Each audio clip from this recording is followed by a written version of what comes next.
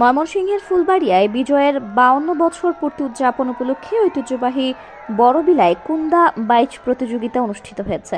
শনিবার বিকেলে উপজেলার রাঙ্গামাটিয়া ইউনিয়নে অবস্থিত দেশের বৃহৎ বদ্ধ জলাশয় বড়বিলায় কুন্দা বাইচ প্রতিযোগিতার আয়োজন করে বড়বিলা বহুমুখী সমবায় সমিতি লিমিটেড। এ উপলক্ষে সাংস্কৃতিক অনুষ্ঠানে নাচ ও গান পরিবেশন করেন শিল্পীরা।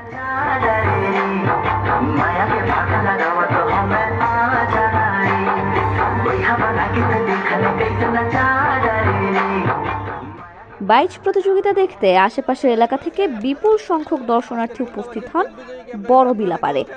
মুসলিম ফাউন্ডেশন ও আখালিয়া ট্যুরস লিমিটেডের সৌজন্যে এই বিজয় দিবসের অনুষ্ঠানে যোগদান করেন ফুলবাড়িয়া উপজেলা আওয়ামী লীগের সভাপতি অ্যাডভোকেট ইমদাদুল হক সেলিম, সাধারণ সম্পাদক হারুন রশিদ হারুন ও জেলা যুব মহিলা লীগের আহ্বায়ক অধ্যাপক বিলকিস খানম পাপড়ি সহ অন্যান্যরা। বিলের পূর্ব অংশ থেকে প্রতিযোগীরা পশ্চিম অংশের নির্দিষ্ট সীমানা পর্যন্ত দ্রুত গতিতে বাইচ বেয়ে বিজয়ী হন। প্রতিযোগীদের অভিনন্দন জানান অতিথিরা।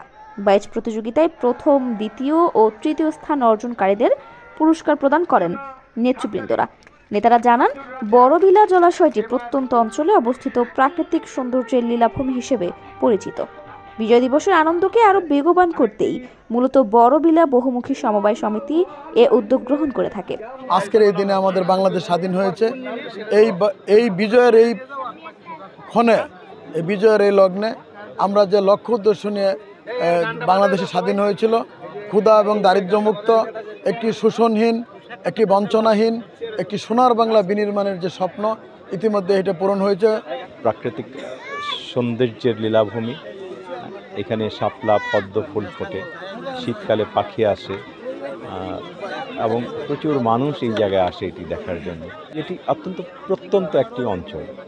আমাদের বিজয় দিবসে এই অঞ্চলে তেমন কোনো অনুষ্ঠান হয় না, তো যে কারণে বড়বিলা বহুমুখী সমবায় সমিতি একটি চিন্তা করেছিল দীর্ঘদিন আগে যে এখানে যদি 16ই ডিসেম্বর একটা কুন্দা বাইচ আয়োজন করা যায়, তাহলে এটিকে কেন্দ্র করে এখানে একটি উৎসব হবে, একটি বিজয় উৎসব হবে এবং এই বিজয় উৎসবের মধ্যে এই প্রত্যন্ত এলাকার জনসাধারণ জানতে পারবে যে আজকে আমাদের মহান বিজয় দিবস।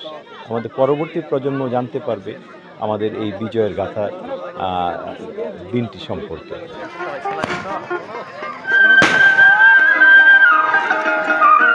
পরে সন্ধ্যা নেমে আসা লগ্নে রঙিন ফানুস উড়িয়ে আনন্দ উদযাপন করেন অতিথিবৃন্দরা।